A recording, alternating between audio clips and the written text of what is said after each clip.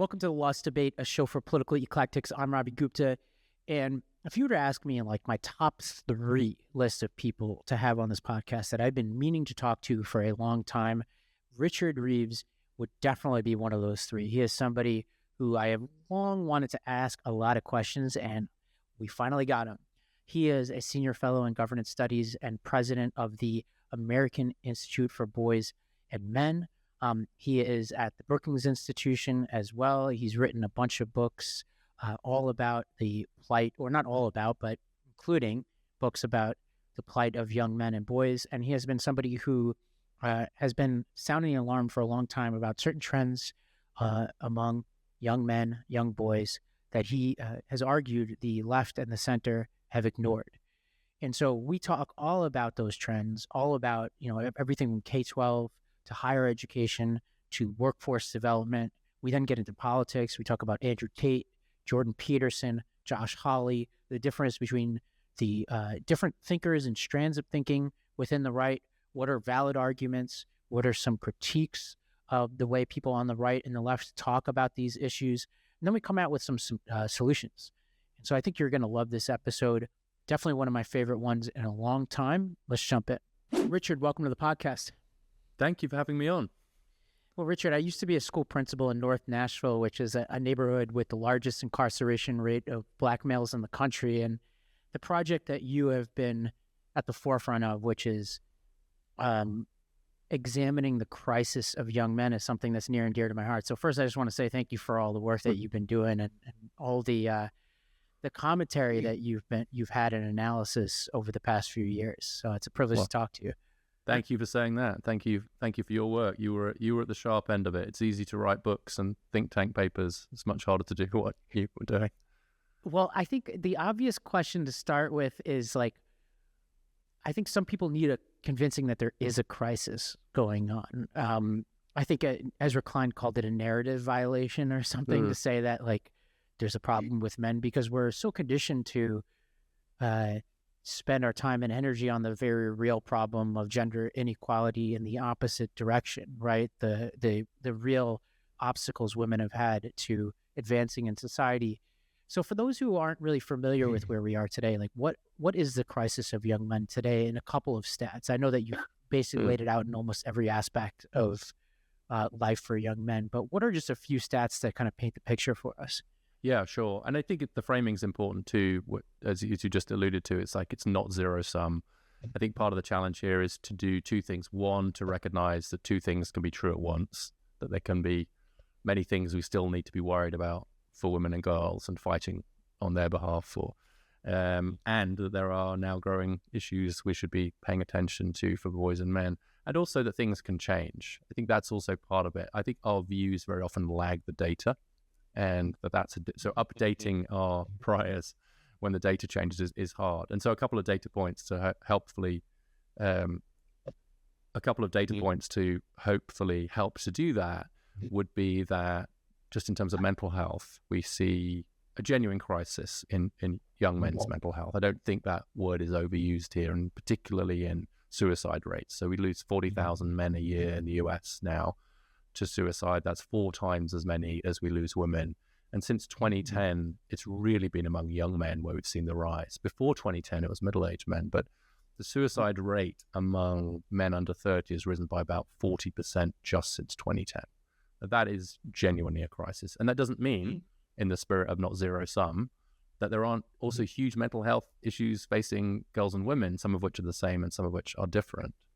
And in the education system, one of the most difficult things to get our head around is that if you say gender gap in education now, that always means a gap where boys and men are behind. I mean, I guess there's a couple of areas where if you squint and scrabble, you can find a couple, maybe these girls are slightly behind boys at the very top of the math distribution or something, right? But as a general proposition now, we have massive gender gaps the other way. And one that I like to draw attention to, because I think it makes the point sharply, is that there's actually a bigger gender gap on college campuses today than there was in the 70s. It's just the other way around. And so we're about 60-40 now, women, men on campuses, and it was the other way around in the 70s. And so it's not that we've just closed the gender gap, we've actually got a new gender gap, but in the other direction. And the last one I'll add is on wages in the labor market, where we've seen essentially no growth at all in the wages of men without a college degree.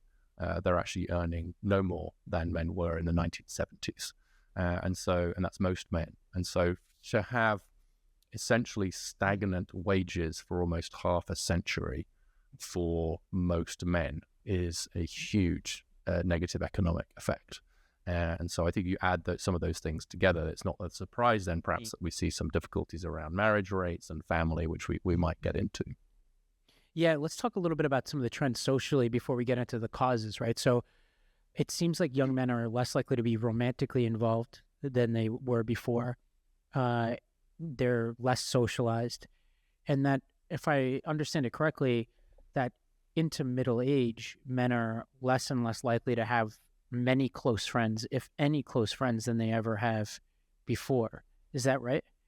Yeah, there's been a decline by the looks of it in friendship rates. This is work by Daniel Cox out of the American Enterprise Institute, especially young men. He finds that 15% of men under 30 can't name a single close friend now, and that was just 3%, almost within margin of error in 1990. So that's a very significant change, were that to be true. It is worth saying, we're doing some work on this at the Institute now, that there are other surveys finding other results. How you ask the question really makes a huge difference. But where there's no doubt is that the social isolation of young men is much greater today than it was in the past. There's no doubt about that. There's lots of social science haggling about how you define loneliness, what counts as a friend, are people answering the question differently, what if it's an online friend, does that count, and so on. But there's nobody seriously arguing against the proposition that young men are more isolated today than they were in the past from institutions and from other people. And that's got to be one of the upstream causes of some of these mental health problems that we're seeing. And so, what's driving, let's start with the educational gap itself, because that's the one that definitely seems, one could say social isolation, friendships, romantic partners, that those are trends that everybody's dealing with, right? And we can unpack that data in a second. But what is beyond dispute is that from a relative basis, men in K-12 education and then eventually higher education are lagging even on a comparative scale. What's causing that? Yeah, and it is big. I mean, you see it really playing out on college campuses, but really the root causes are, as you're suggesting, more in K-12. So in the average school district now in the US, boys are about grade level behind in English and literacy, behind girls, and there's no gap in math. In the poorer school districts, they're behind in both English and math. And so it's really as you get into the poorer areas where the gender gaps get even bigger.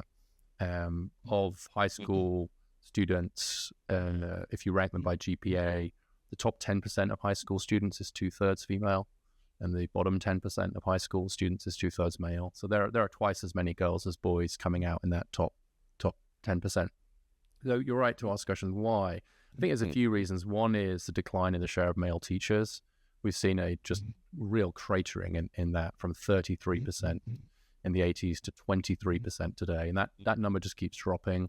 I think it's a scandal that we're not scandalized by that those numbers don't get attention when they're produced. I mean, I really do think it's not unreasonable to suggest that if it was the other way around and we were creating an all-male teaching profession, that people would be ringing the alarm bell.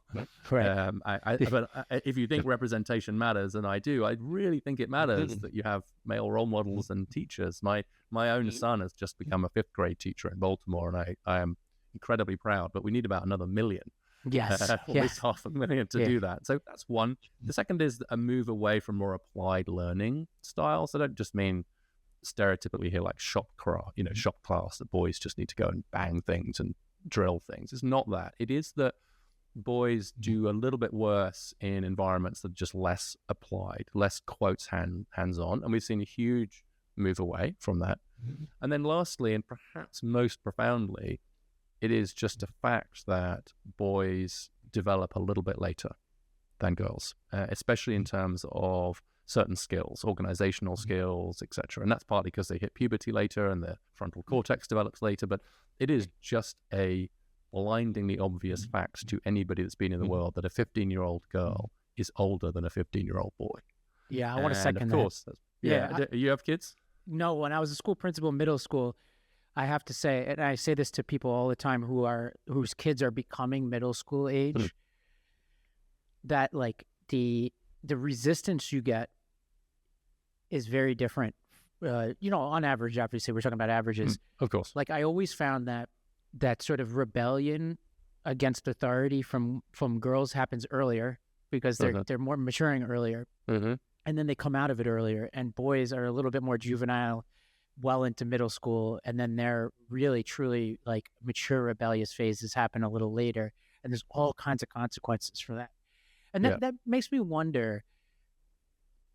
I have a working theory that perhaps, and I agree with all three of your causes, that perhaps a lot of these problems for males in the K-12 education system, especially given how little has changed in our K-12 education system, were present for a long time, but that the so-called patriarchy, as we call it, was pulling them along, that like society as a whole was very favorable to men, so that if they, even if they were not hitting the K-12 system quite properly, everything else was making up for it, so that like they were being pulled along to success due to other societal factors. Does that make any sense? Yeah, it does. I think so. The stakes were lower for men than they are now. Education really matters for men in a way that it perhaps didn't for their fathers or their grandfathers. But yeah, I think the other thing that's happened is that it's interesting to me if you look at GPA, and I mentioned the huge gender gap in high school GPA, and you've seen that in your own experience, is that there was a slight gender gap in favor of girls in the 1950s. And that makes no sense at all from a sort of incentive point of view, because the share of women going to college in the 50s was in the single figures. And so that suggests to me that there's always a bit of a natural advantage for girls, at least as far as GPA is concerned. We don't see a gender gap in SAT or ACT, which we could perhaps get onto, but it's interesting. So I think that girls were always had something of a natural advantage because of their earlier development. Well, can I posit like a tactile, just because you make me think about something. When I think about my experience with female students in middle school, the number one indicator to me that they were better students was how organized they are. Like if you look at, and I'm in the world of stereotyping here, and so it's like it's dangerous territory, but I'm just saying on average what I was seeing. The notes are cleaner, their homework is handed in on time. If you go into a backpack, and I'm not the first person to mention this, I think you might even have written about this. If you look at a boy's backpack, I think you might have written this, I can't remember. It's a disaster. And this was true of my backpack on average. Like everything's all over the place. The lunch is all over. And this was true of me. This is true of a lot of the students I know. Again, like this is not true of every student, but it was certainly average. Whereas the level of conscientiousness within your educational experience that women on average or girls show is so much higher. And that is such an indicator of success. So like you think about what do you want in an employee? Like that is such a leading indicator. Yeah. Well, it's also, it's definitely going to be an indicator of doing better on GPA, because getting a good grade requires you to have that level of organization or skill. And it's the bad news is it looks like there's always something of a gender gap on that, even through adulthood. But the really big gap is in adolescence, because girls hit it, they mature earlier. And so they may have somewhat higher levels of conscientiousness anyway. But by God, at 40, 12, 30, 40, it's just an ocean between them. And I think it does explain the GPA gap. And it also helps us understand why there isn't really a gap on standardized tests, because that's measuring something different. And I have talked about that. For boys, I have raised 3 sons. The backpack thing, boys opening their backpacks is like a controlled explosion. Yeah. Whereas with girls, it's more neatly organized. And I will say, I think this is maybe an important grounding comment for our whole conversation and might save us some time. It will save us from having to say on average every time. And I can't remember who said this. It might have been Hans Rosling said something like, and he's a famous epidemiologist who wrote a book called Factfulness, which I love. He said, so many of our problems stem from people's unwillingness or inability to imagine overlapping distributions. And in other words, to recognize that it can be true that on average, group A is more like this and group B is less like this. That doesn't mean that everybody in group A is like that in group B. And so the analogy I sometimes use is around height. So if I say men are taller than women, you know what I mean. Yeah. And everybody listening to me doesn't think, well, he's an idiot. I know this woman. My wife's taller than me, right? They know that I mean on average. They know that I mean that there are very few women over 6 foot, but there are plenty of women. I think it's something like a third of women are taller than the median man or something like that. I don't know, right? And so when we're talking about most of these distributions, we're talking about these differences on average. The distributions overlap. And so you can't say, this means, oh, you're a girl, so you're going to be like this. It just means at a population level, we can talk about those differences. And there's nothing sexist or stereotypical about that. And I feel like people, and I think maybe you're exhibiting a little bit of concern yourself too, people think that if you make a comment about groups based on averages, that you're somehow falling into a deterministic or stereotypical or sexist worldview. And actually, you're just stating facts. Yeah, well said. When you talk about the solutions, you've been an advocate of redshirting boys, which we've talked about on this podcast before, and I enthusiastically endorse.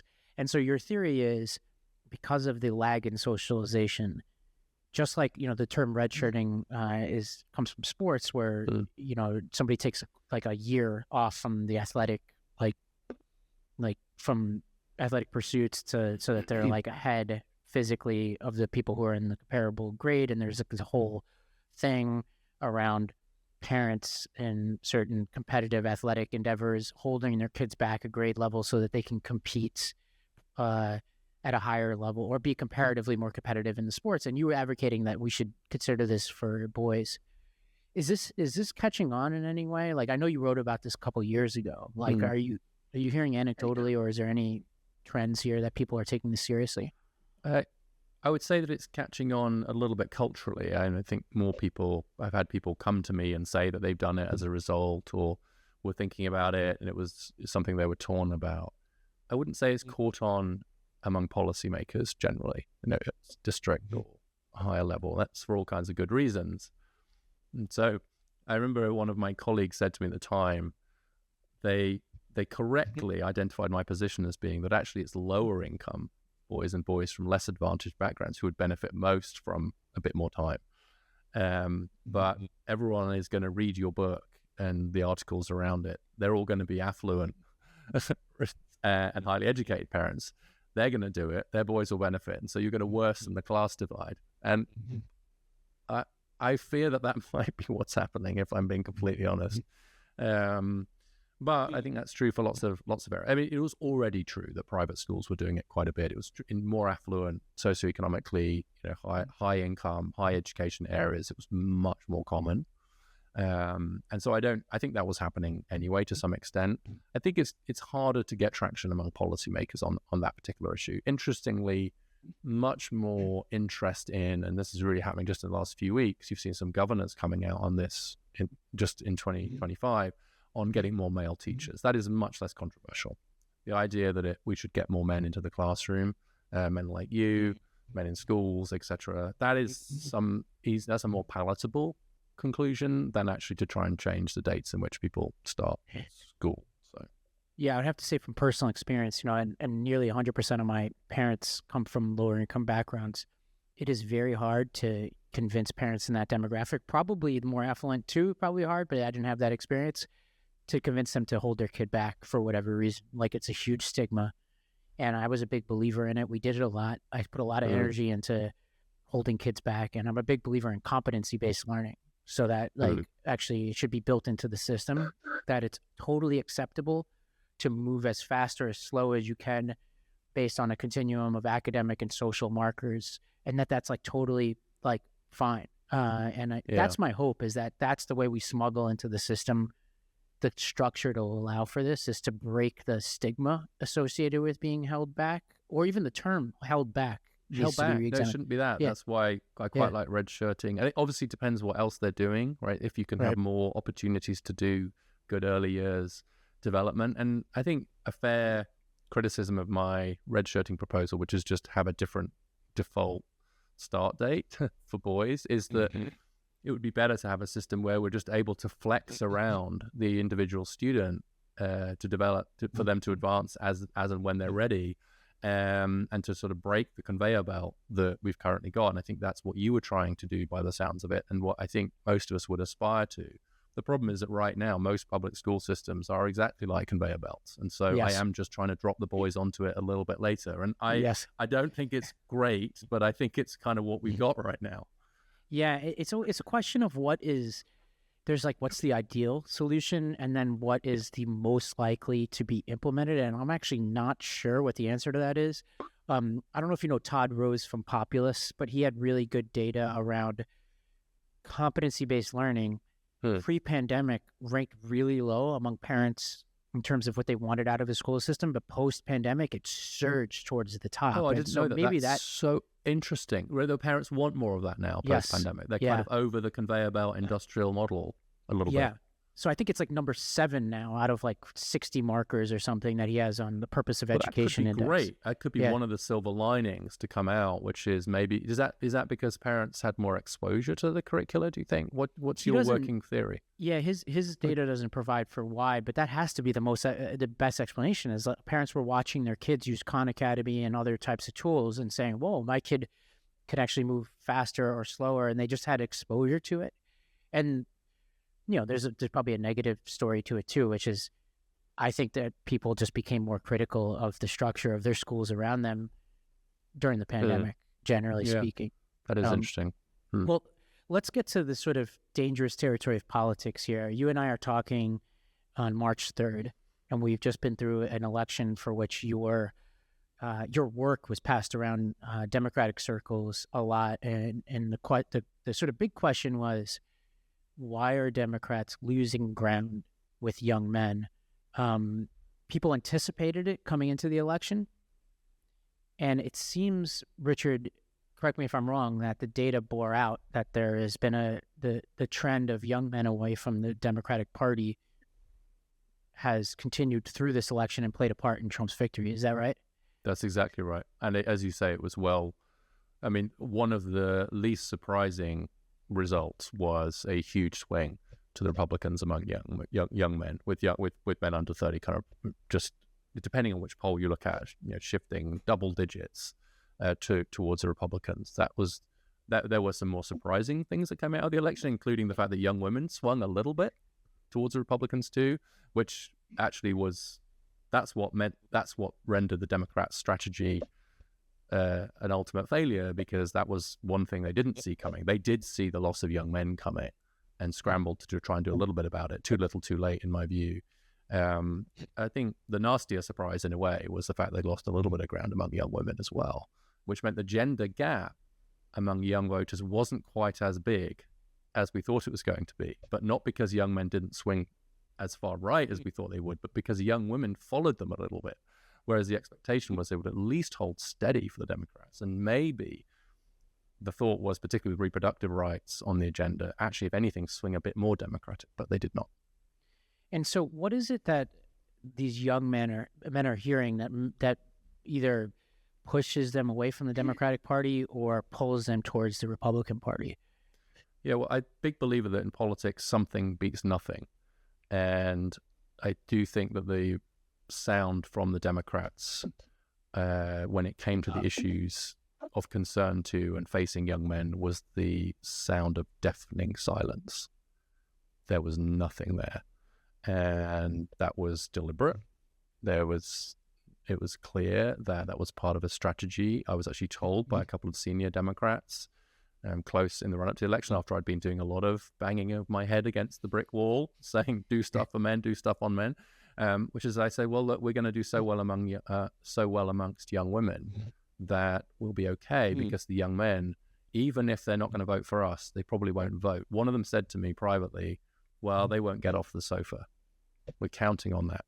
I mean, first of all, it's a slightly dystopian thing to be counting on people not turning out, but that turned out to be a fatal political miscalculation on every dimension. So there was, and I also think the Democrats in this most recent cycle, I'll say a bit about the Republicans in a moment, they were, first of all, a lot of, self-inflicted wounds around this. Just like, as I said, just massive missed opportunity to set out a positive agenda for boys and men.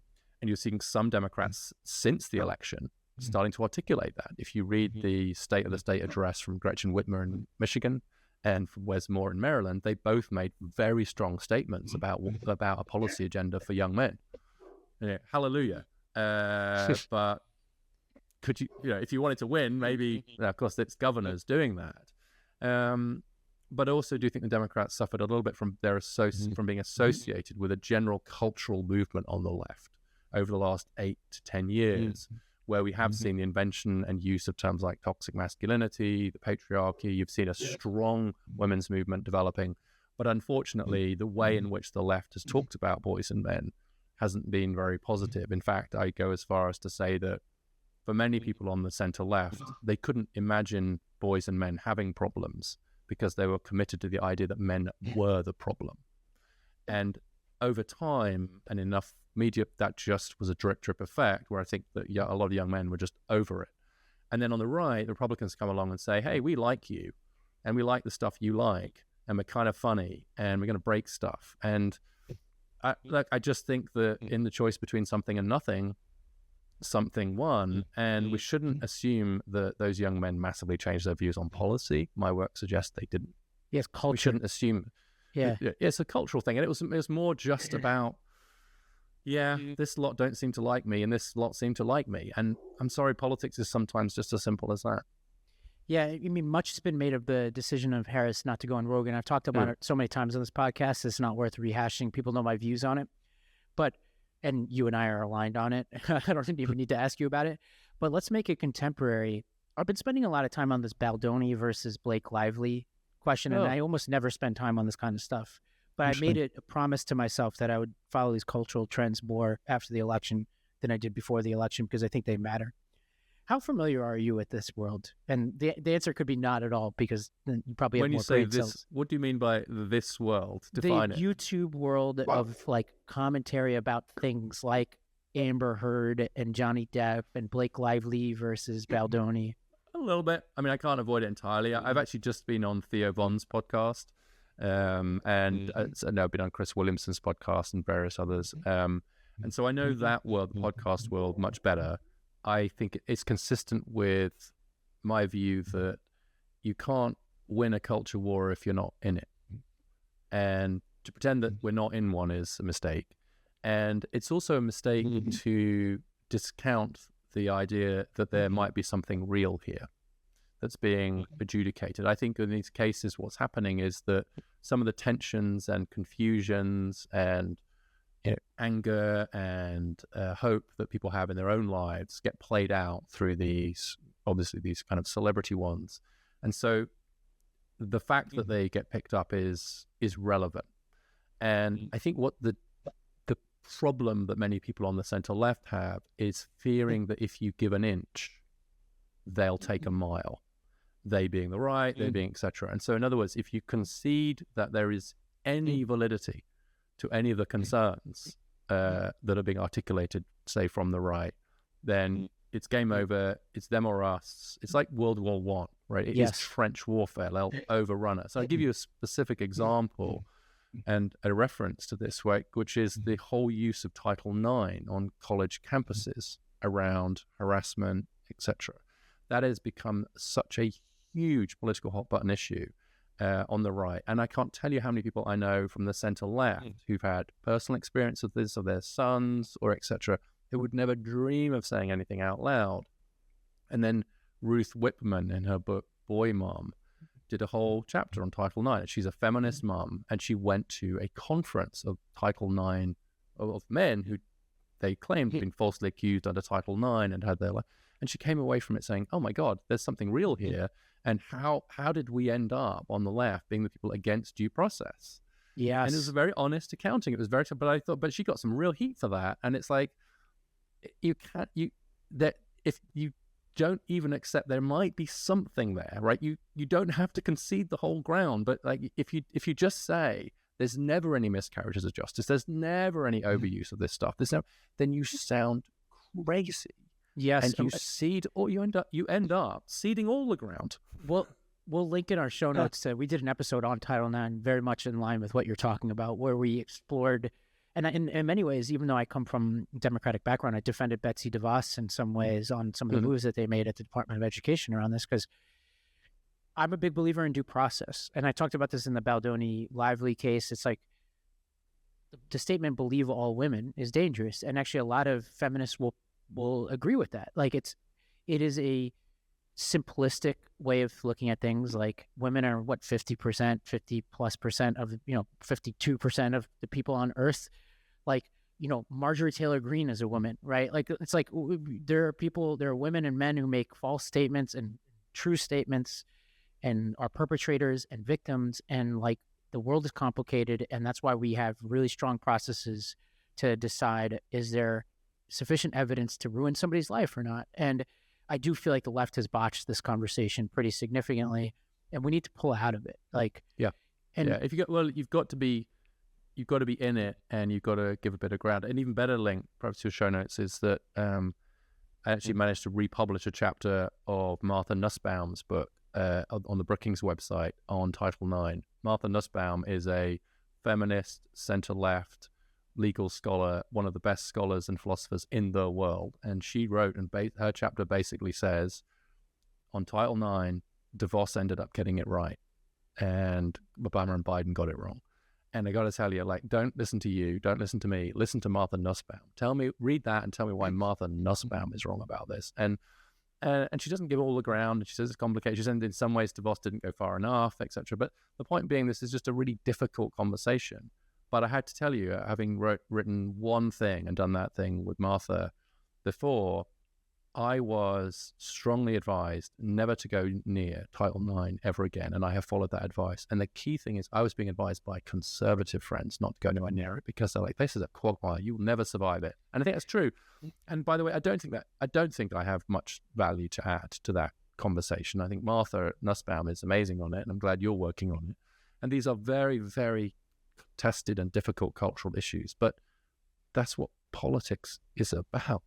And if you don't even think there's a contest, anyone who thinks there's anything on the other side of the argument is just a rank misogynist and sexist. I mean, was it Catherine Larman said that the DeVos era Title IX rules were a license for any man on college campuses to rape with impunity, was the line. And that was a very strong line. And it gave you a sense of where the Democrats' sort of base was on that issue. And then you could read Martha Nussbaum in light of that and say, it's more complicated than that. Yeah, and I try to use the language of consistency, right? Like, if you're a Democrat, you tend to believe that the justice system should be appropriately balanced so that people falsely accused of crimes should be able to defend themselves. Like, if you take gender, race, everything out of the equation, you tend to be a little bit more pro quote-unquote defendant, right? Falsely accused, you're more likely to think that somebody on death row is there for the wrong reasons, and you go through that. Once you start layering on identity, though, things get more complicated, right? Like, is it a black man accused of a crime by a white woman? Is it the other way around, and all that?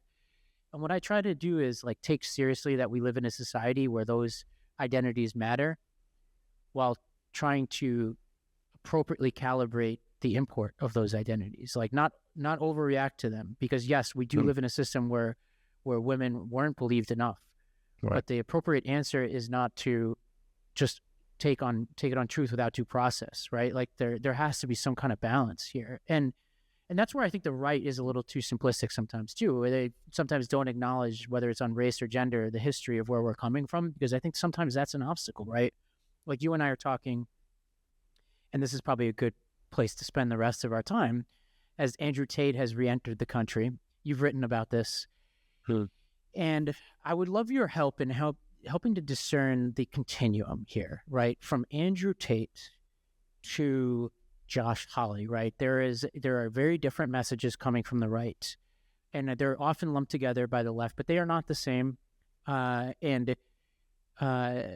but they all have their constituencies, right? Like I've talked to a lot of educators who say that Andrew Tate's messages are permeating schools now and boys are passing it along. So you have Josh Hawley, Jordan Peterson, and Andrew Tate, who are very different messengers. Let's start with Tate, because you wrote about this. He's back in the country. I think there's a huge debate as to whether he represents the right or not. The people like Helen Lewis, who's been on this pod recently, will say, hey, Richard Grenell, who was a special envoy for the Trump administration, there's some smoke there that he may have played a part in getting Andrew Tate released. Tate has been welcomed on Tucker Carlson's podcast, who's very close with Trump and has been part of the right-wing movement. But as you pointed out in your piece recently, there's also a ton of people, from Josh Hawley to Ben Shapiro to DeSantis, who have been pretty strong in opposition. Mm-hmm. Long question, long way of saying, does he represent like part of the right or any central figures in the right or central contours of the right at this moment? I think the only part of the right that Tate represents is the pretty fringe, reactionary part. I've gone through an interesting relationship with the whole issue of Andrew Tate, because when I wrote my book, my son said to me over dinner one night, well, you have to write about Andrew Tate. And I said, who's Andrew Tate? And then, of course, a year later, after I had written the book without mentioning Andrew Tate, he was a huge global figure. So my son, being at the time, I guess, 19, 20, was like way ahead of me. And I looked at him and said, oh, I don't need to deal with this guy. And then, of course, I have been writing about him and having to engage with him a little bit, and also engaging with the overreaction to Andrew Tate and the lumping of him together with Joe Rogan, Jordan Peterson, Josh Hawley, and just the kind of blob of bad men over there, right? The unsophisticated way in which people lump them together has been a frustration. And as I wrote in my recent Substack, that just when you thought we could forget about Andrew Tate, here he is again, smeared across our news feeds like some malignant pus. And I can't really believe we have to talk about him again. And I was frustrated with the headline on Helen's piece in The Atlantic and the New York Times piece. The New York Times piece was, conservatives are divided about the return of Andrew Tate. The only conservative they could find who was welcoming the return of Andrew Tate was the spokesman for the Tampa Bay Young Republican Society, who have advised, okay, fine. I mean, for literally no one else. And meanwhile, DeSantis, Megyn Kelly, Dave Portnoy from Barstool Sports, Ben Shapiro, all clearly coming out instantly denouncing Andrew Tate. Did you see Tate, by the way? Tate went on Portnoy's podcast a couple of years ago. Have you ever seen this clip? It's really interesting. No. Portnoy, I thought, did a fairly good job, because he had, Portnoy had a bunch of Barstool women in this, and basically the women were arguing with Tate, and it was not very flattering to Tate. And for whatever people want to say about Portnoy, I gained some respect for him from that interview. I think my sort of feeling about how central Tate is to the Republican project right now hinges on one fact. Did the Trump administration intervene on his behalf to get him sprung for sex trafficking crimes in Romania? If they did, which we'll find out at some point maybe, right? Then that doesn't say anything about Ron DeSantis. It doesn't say anything about Josh Hawley. It will say something about Trump and his team. It will only say something about Ron DeSantis, Josh Hawley, all these other people, if they don't stand up to Trump once they learn that fact. Does that make sense? It makes perfect sense. Yeah, that's and Trump where I am right now. I mean, Trump seemed a little bit surprised, apparently, for what it's worth. That doesn't mean that, but also you're just really careful, like how far are you going to stretch this definition of who are the Republican, who is the right? And right. What I'm really afraid of is that on the left, there's a tendency to just take the most extreme version of it and then assume everyone's like that, right? I mean, after the election, I have to tell you that in the 2 or 3 weeks after the election, I don't think I had a conversation with anybody on the center left where they didn't bring up the Nick Fuentes tweet where he said, "Your body, my choice." I had people say to me, well, there are T-shirts now that say "Your body, my choice." And I said, what do you mean? And they said, well, on Amazon. Okay, someone went on Amazon and turned that into a great, and it went viral mostly because of the outrage of that on the left. But most young men are more pro-choice than they were, And most people on the right loathe Nick Fuentes and think that he is a despicable neo-fascist reactionary, right? But it serves some psychological need on the left to just lump all those people together. And the same thing happens with Tate. So I agree with you that if it turns out that there was any involvement from the Trump administration, that will be a huge story and an incredible knock, one for which they should pay a political price. Here's my suspicion for what it's worth. I always thought the legal case was a bit shaky against the Tates. The moral case is open and shut. But the legal case, and I worried all along that he and his brother were just going to get acquitted. And of course, that would be such a gift to him. They came for me, they didn't get me. I think we should have learned by now that politically motivated lawsuits that end in an acquittal, it's not good politics. Yeah. And the Romanians released them from house arrest in January. They've still got to go back to do every 90 days and all that, which I'm sure they will do. They've got good legal representation. And so it is perfectly plausible that the Romanians actually just started to realize that maybe this wasn't going to stick. And that's what's happened. I don't know. I don't follow it closely enough. But it just saddens me that his arrival back here has given him the thing that he most loves, Attention. which is attention. Yeah. I think it's interesting is like tactically, I think what I'm seeing from Democrats, which is somewhat understandable, is the context couldn't have been more explosive because it was during the whole Epstein list debacle was going on, the same time that the Tate stuff was going on. And so I think Democrats, to their credit, I think we're like, first of all, the Epstein thing, which we don't need to go into, was a total nothing, and it was very incompetently rolled out and everything like that. But the whole purpose of this Epstein project is to imply that elite Democrats are somehow trying to hide something with Epstein. Now, that comes in the context of Tate being released under at least questionable circumstances that you could be right weren't actually that questionable at all. And they, I think, tactically said, oh, this is very helpful to commingle these two things and say, hey, this is hypocrisy. But again, like it's not necessarily like we're talking about the long-term conversation, right? So let's put Andrew Tate aside for a second and say, horrible. Can we put him aside forever? Would that be a possibility? Well, I think like I want to monitor it, right? Like the more educators are saying people are passing this around and boys are trafficking in horrible ideas about misogyny and Tate is the source of it, I take that seriously.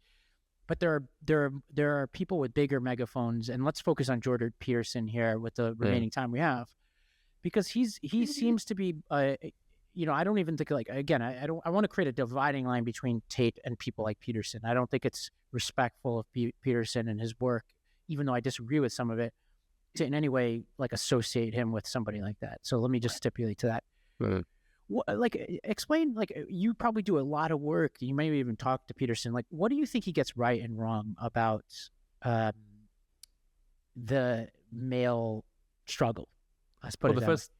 The first things, I love the distinction that you're drawing, because Peterson was rightly upset with Gavin Newsom for lumping him together with Tate and with Joe Rogan. Actually, Newsom came out and said, "Oh, my son's been all these people. He's listening to Tate and Rogan and Peterson," and Peterson's like, yeah, that's a bit unfair.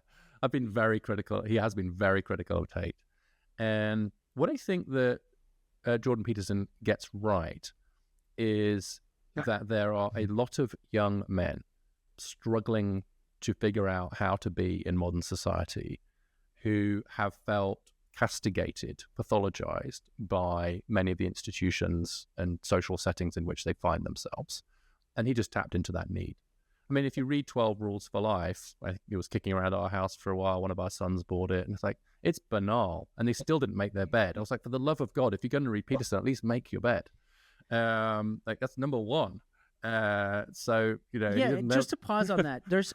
I was saying this to somebody the other day, that all self-help gurus, and I know Peterson would not characterize himself this way, but there is an element to it, whether it's Tony Robbins, Mel Robbins, Jordan Peterson, have one thing in common, which is take responsibility for your own actions, yada, yada, yada. Yeah. And that is also the source of my frustration with Peterson, because he has so much of his project is, make your bed, look in the mirror, comb your hair, shower, whatever. But then there also is an element of it, and I noticed this more recently, it's getting more pronounced, of a blame game, that it's like he's playing that sort of Daily Wire-esque, like it's the liberals to blame, they're standing in your way and all that kind of element. And I think, and Holly has this a lot. And I went to law school with Holly. I know him personally pretty well. Like, he likes to say, you're responsible for your own thing, and then in one breath, but then also blame this like amorphous blob of liberals for your problems. And I do sense a contradiction there. If that makes any sense. It's back to your consistency point. I think it does lack some consistency to do that. And I agree with your criticism of Hawley. I have a similar criticism of him too. What's interesting, all these folks, they come at it very differently. I mean, like Hawley comes at it from a distinctly Christian perspective, very socially conservative Christian perspective, but his wife is also an incredibly successful lawyer, arguing cases at the Supreme Court. So you have to be careful what we assume about what he thinks about gender. Peterson is a very empathetic figure to a lot of young men. He genuinely cares about them. I thought at his best, what he did was acted as just a massive listening ear, so that a lot of these young men felt like someone can hear me, someone gets me, someone cares about me. His empathy for the plight of young men was genuine, and that really came across. I agree that more recently he's drifted into more zero-sum, someone's fault, find someone to blame, the finger-pointing thing, which is very unfortunate. A little partisan. Yeah, much more partisan. And I think, but it's interesting. I mean, I had a long conversation with Chris Williamson, who does the podcast Modern Wisdom about this, and maybe a bit with Theo Von as well, which is, I think it's a bit of a danger that if you're online and you're running these, you're doing work, there are, the way I think about this now is that there are almost these gravitational wells that pull you one way or the other. That's where the money is, it's where the clicks are, it's where the audience is. And so it's very hard, I think, not to get sucked one way or the other, left or right, actually. And so it's actually not in your interests to avoid that. And I think what happened to Peterson is he's increasingly castigated and cast as this kind of right-wing figure. So he finds more of an audience, more money, more influence on the right, which makes it easier to castigate him as a right-wing figure, which means, and I think that the dynamics, the sort of online dynamics pull people towards those gravitational wells, and that's happened to Peterson. I have a bit less sympathy in some ways for Hawley, although I think he's a formidable person in many ways, and I couldn't be happier with what he said about Andrew Tate, which is that he says a lot of young men and boys are really struggling in society, in education, employment, etc. Right. Number two, he says the mainstream institutions, which are dominated by the centre left, are ignoring those issues. They will not even acknowledge those are issues. They're ignoring them. Number two. Number three, that's because they've been overrun by woke feminists who hate men, which is why number four, you should vote for me and I'll bring back marriage and manufacturing. Now, the thing about that four-step argument that Hawley makes is, number one is true. Boys and men are struggling. Number two is also true. Mainstream institutions have completely failed to properly address those issues. Number three, that's because they're overrun by woke feminists who hate men, is not true. But you can find a few quotes online to make it think this is a sin of neglect. It's a sin of omission on the part of those institutions. So it's not true, but you can see why it could feel true to a lot of people. And then number four, vote for me and I'll bring back marriage and manufacturing, is just batshit crazy fairyland stuff. But he's a politician, so fine. And so the problem is that the left will focus on points 3 and 4 of Hawley's agenda. Whereas actually what they need to do is focus on the things he's right about. Don't focus on the things he's wrong about. Focus on the things he's right about and correct them. Make him wrong. So that when the people come along and say they're ignoring the problems of boys and men because they don't care about them, make them sound crazy by saying, what are you talking about? We have this whole task force on men. And we did a huge speech the other day from Waltz on recruiting more male teachers. And I've set up a whole CDC task force on male suicide, and the infrastructure bill helped working class men. And what are you talking about, Josh?